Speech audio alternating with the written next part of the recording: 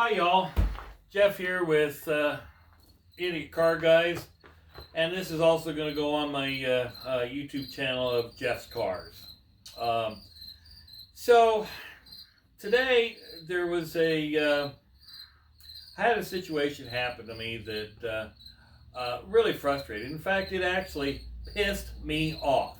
So there's a lot of transactions and things going on and taking place on Facebook Marketplace. And I bought a lot of cars off of Facebook Marketplace. In fact, the one I'm standing right here came off of Facebook Marketplace from St. Joe, Missouri. And if you need to refer back to my video, I even mentioned that it was bought off of Facebook Marketplace. In fact, I just recently sold 2 vehicles out of my fleet on Facebook Marketplace. But what happened to me today, I would not do when selling a vehicle on Facebook Marketplace. And in fact, what this seller did to me just literally pissed me off so much that I have been so frustrated all day long. It's driven me crazy. And so I'm going to tell you the story, and I'm going to let kind of go on my rant, because it's still 5 hours later and I'm still pissed. And so here's the gist of the story. A vehicle came up last night late yesterday afternoon on Marketplace, and it's in a town about 3.5 or a little over 3 hours away from where I live.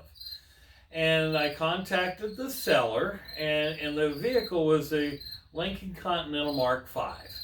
And it was advertised for a great price, $3,500. Now, in the description it said 63,000 miles. The pictures of it weren't the best quality, but you could see there was some things that I had questions on, like underneath the white vinyl there was something that looked gray. It was a red car with white interior, red dash, but underneath the vinyl there was something. So I questioned the seller, and I said, one of the first things I asked the seller, have the miles been rolled over? And she replied back, no, they were original miles, that it was her husband's grandmother's car. It was bought originally in Grand Island, Nebraska, and went to Phoenix, Arizona, and has come back, and explained to me that some of the body work was underneath that, underneath the vinyl top where it rust a little bit. Took it to the body shop somewhere. Somebody had taken it to the body shop, and the body man had fixed it, but hadn't gotten it painted because he'd gotten sick. And then, of course, I guess this was Grandma's car, and it had, I guess she passed away, and they inherited the car. So, and apparently Grandma was the first owner because she bought a new. And so I would be the second owner, or well, technically the third owner, but it stayed in the family. So I would assume I would be technically the third titled owner on this car with 60,000 original miles.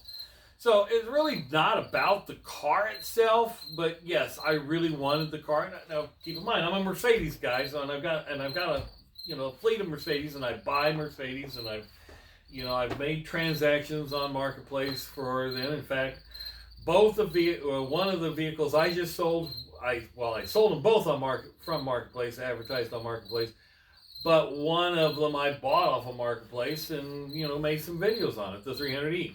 We can go into that story later, but the whole gist of this video is about the experience I had with this seller. So text, was messaging back and forth through Marketplace, and got all the history of that, asking questions. And I said, well, I started out, I'm very interested in this car. And I don't make those offers like a lot of people. And there's a lot of people that, when I was sold my 2 vehicles, well, I'll give you $1,200, for it. And then they never show up. I've done this a couple of times. I personally don't make an offer on Marketplace unless it's in person. I even told them that. I said, I'm not going to make an offer on the car.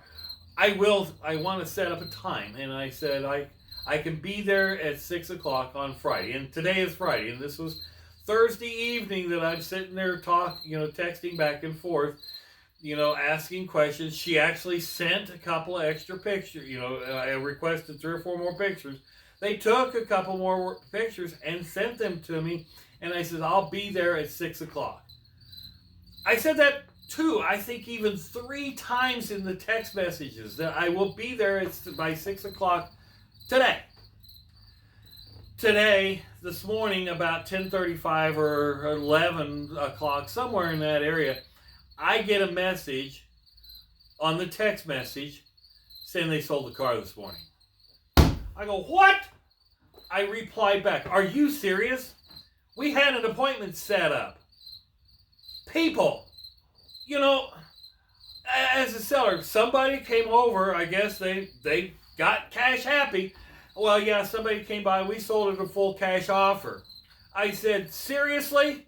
And so then I took a picture and sent back. I said, well, here's my money. Here's the $3,500 for the car. I sat there and I took a picture. Well, I had a full cash offer too. I was coming to your place. I don't make the offer until I arrive and show up. And yet you sell this car out from under me after we made an agreement with an appointment. Facebook sellers out there, when somebody does make a commitment and an appointment with you at a certain time, don't sell the damn thing out from under them. I was livid, so I sent her back 2 dadgum bad, some very upset, very disappointed messages. And then on top of that, before she had marked it sold, I sent a buyer reply back, or a survey back on her the marketplace, and it says, are you the buyer? And I said, no, I'm not the buyer, but I'm going to put a buyer beware of this seller in the future, because don't make a commitment with them, because they're going to sell it out from under you. I couldn't get to Grand Island. I live in Tekamah. I had to work today. I couldn't get to Grand Island until after work today, make arrangements to have somebody come with me, because I even asked in one of my, the questions back and forth, I said, will the car make it from Grand Island? Because it obviously sat, for a period of time. The headlight, how a Lincoln Mark V has the headlight covers that go up and down. Well, apparently, because it was shown with the headlight covers up and the car was off, she said, yeah, they go down when the car's running, but then they turn off. And I said, oh, so we got some rotten, or some cracked vacuum lines, because that's what usually causes that. I used to have a Thunderbird that, had the same thing, and that's usually the cause of it. But yet, doggone it, sellers out there, I get it. You want the cash. It's the quick self-satisfaction. But when somebody makes a commitment to you that they're going to be there at a certain time, I get it. A lot of people make commitments and they don't show up. But, we're sitting here at 6 o'clock the day before, and I make a commitment for 6 o'clock the next day because I had to work. Why can't you honor that? So then when I stalked, did a little Facebook investigation, they're even the same age people as I am. Are you kidding me? You're a baby boomer age, and you can't rely on, you could have Facebook stalked me and look at my posts on my Facebook and, of the person I am. I mean, good grief, people. This frustrated me. Now, again, it's not about the car, but it is about the car. It's about the principle of the whole transaction.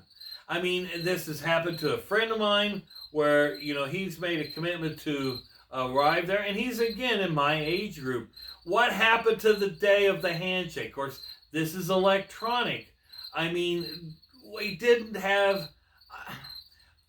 make a cash offering. I could have sat there and made a payment to them and a deposit to them for them to hold it. But, now I'm glad I didn't, because I'd probably kept my money and I would have never got my deposit back. These people, I tell you what, it's the quick self-satisfaction. I'm sorry for the rant, but guess what? This is happening all over the place. And so, and was this a great deal? Yes, it was a great deal. $3,500 for a 1978 Lincoln Continental Mark V. in not pristine condition because it really needed some, little body paint work, and needed a complete cleanup for it to be worth it. But I was willing to get the car, spend the $2,000 it was going to take for the paint job, to get it all up to stuff, and be a car I'm proud of. It's kind of like, I had a family member that had one, and I really liked it because I had the same model year of the Thunderbird, and it's on the same platform, and I enjoyed the car. I drove it for a lot of miles. The point is this car was something I had been looking for a year, and I wanted a decent one. I've looked at some trashy ones, and I walked away. But this one was one that I really had interest in, and I made the commitment to be there at 6 o'clock on Friday. And today being 6 o'clock, today is Friday, September 22nd. It is 5:37. I should be arriving in Grand Island, Nebraska to pick up this car. But, oh no, 5.5 hours ago, 6 hours ago, I get a text saying, well, we sold the car. Really? I had the money, had all the arrangements made, and then of course I had to cancel. What if Mr. Seller, I had to get a trailer, and I paid for that trailer to go trailer back, because that was an option that I was going to do, was just trailer at home rather than bother a friend or a family member to go with me to pick the car. What if I wanted to just trailer it back? I wouldn't have got my money back on the trailer had I gotten the trailer at 8 o'clock yet this morning, get it arranged and paid for. I would have been out that money.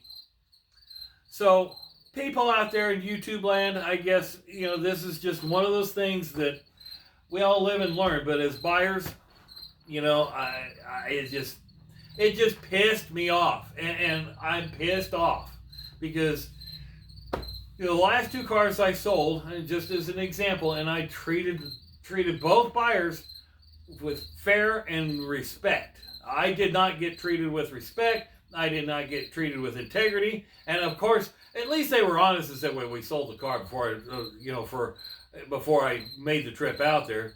The motorhome that I sold to somebody out in Kansas, he had that happen to him, and I was honest with him. The only thing that he wanted out of me after the fact was that he wanted me to help pay for a generator. I told him it didn't work. I tried, and I'm not a mechanic, but, he said, well, the generator didn't work, and he took it to some place that they charged him $4,000 to fix the generator. Dude, that's not on me. That's on you because you didn't do your research. I did. I just told you that the generator didn't work. But he didn't come back after me for that. I mean, I said, generator starts but doesn't stay running. I don't know what it is. Here's the carburetor kit. It comes with it. Maybe that's it. Didn't realize it was a stator, and it was $4,000. Really? You can buy a brand new generator for that, and quite frankly, you can pop it in the hole. But that was the only Facebook Marketplace debacle. It was somebody trying to come back at me on something that I sold. The last two vehicles, the Infiniti, I put it on Marketplace. I even put it in the front driveway. I put a for sale sign on it.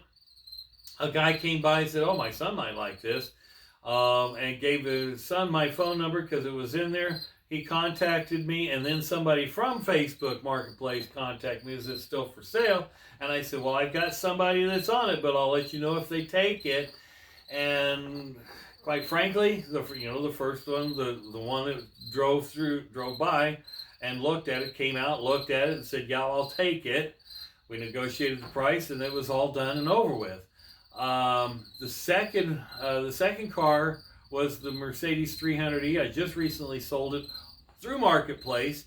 The first guy that contacted me through Marketplace that came and looked at it was from Sioux City, Iowa. He came down, he looked at it, and he said, we shook hands. He said, I want this car. I'd like to have this car. I can't make arrangements until next week sometime. And so we shook on it. I put it on Marketplace pending. Okay. Meanwhile, another kid has been had been looking at this. Another young man up in Minnesota had been looking at it. And I said, well, there's a guy, that's already been on it. I said, but if he doesn't take it, you're next in line. And he respected that. I said, I'll let you know if something goes through, if it fails to go through or not. Well, after not hearing from the first guy for about 3 or 4 days, I contacted him. I said, hey, I got another guy that's on this. Are you still interested? Are we going to make arrangements? And he finally replied back a day later. He says, I'm not going to be able to come down and get it this weekend, but if you got somebody, go ahead and sell it. I said, okay. So I contacted the next kid, the second one, the young man from Minnesota, and he said, yeah, let me see what I can do. And I said, well, I'll leave it pending until you let me know. And I said, but keep in touch with me. And I had to text him back a day or two later to say, you're still on it? He said, yeah, I'm still making arrangements. And then the next day he texted me and says, I'm coming down. I'll be there by 8 p.m. And I said, well, remember I discussed with you, we need to make sure, you need to trailer this back, because on both conversations, I said, this car really needs to be trailered because it's not been on the highway.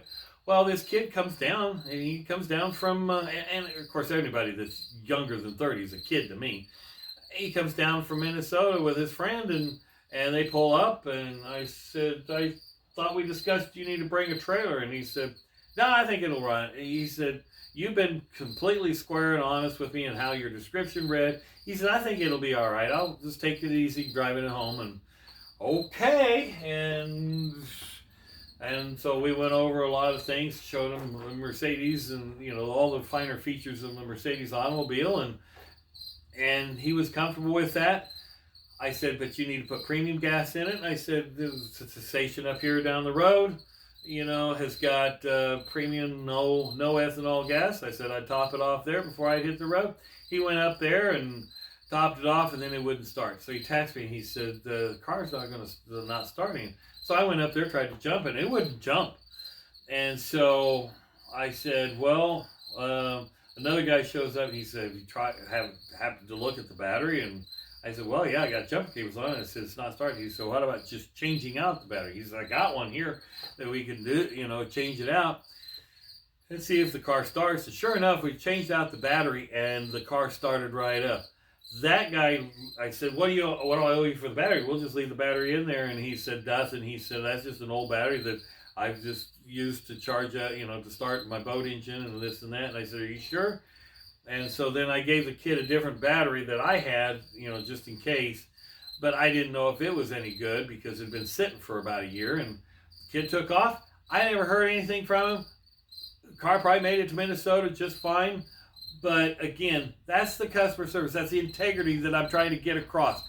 I took care of that while he was in town. That was it. I mean, there's a certain line you draw against. But for me to make an appointment with somebody at a certain time and then they sell the damn thing out from underneath me, that's just wrong. So, if anybody out there in the marketplace has got a Lincoln Mark V in a red or dark burgundy in color of 77, 78, 79, that's got, 60, 70,000 miles on it, that's in a very, very good shape, that might need a little bit, that they want to sell for $3,500, I'm here. Let me know. Please put your comments down below, and thanks for watching or listening to my rave. But folks out there, be careful. Buyer and seller beware, but buyer, be honest with the person you're buying from, and seller, continue to be honest with the person that you're selling to. If somebody says they're making a commitment for a specific time, honor that commitment. It's that simple. Don't get caught up in somebody's just showing up with cash. But buyer, be honest with the person that you're buying from. Ask the questions. And I thought I was asking the right questions. Again, thanks for watching. Have a nice day.